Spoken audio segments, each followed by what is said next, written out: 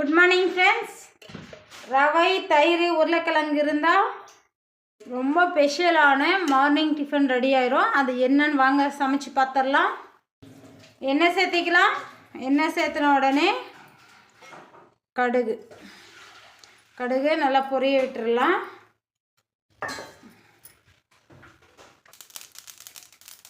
கடுகு பொரிஞ்ச உடனே பச்சை மிளகாயை சேர்த்திக்கலாம். நறுக்கி வச்சுருக்கிற வெங்காயத்தையும் சேர்த்திக்கலாம்.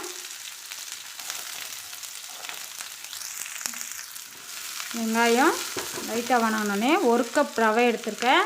அதையும் இதிலையே சேர்த்தி லைட்டாக வறுத்துட்டு ஸ்டவ்வை அணைச்சிடலாம். ரொம்ப நேரம் வறுக்கணுன்றதில்ல, போதும். இது ஒரு புறம் இருக்கட்டும். மிக்ஸி ஜார் எடுத்துடலாம். மிக்ஸி ஜாரில் வேக வச்ச உருளைக்கிழங்கு, கெட்டி தயிர் 1 குழிக்கரண்டி எடுத்திருக்கேன். உங்களுக்கு அளவு வந்து நான் 200 கிராம் ரவை எடுத்திருக்கேன். அதுக்கு நல்லா இது ஒரு கெட்டி தயிர் 100 கிராம் இருக்கும். இதை நல்லா நைஸாக ஆட்டிக்கலாம். இந்த மாதிரி நைஸாக ஆட்டி எடுத்துகிட்டு வந்துடலாம். ஒரு மிக்சிங் பவுல் எடுத்துக்கலாம் ஃப்ரெண்ட்ஸ். அதில் இதை சேர்த்திடலாம். அதிலையே நம்ம வறுத்த ரவை அதையும் இதிலையே சேர்த்திடலாம். இதில் தேவையான அளவு உப்பு சேர்த்திக்கலாம்.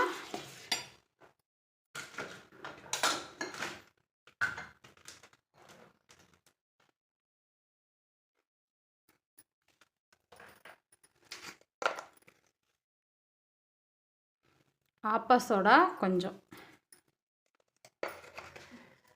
தேவைக்கு கொஞ்சம் தண்ணி சேர்த்திக்கலாம். நான் மிக்ஸி ஜாரை அழைச்சி அதிலே சேர்த்திட்டேன்.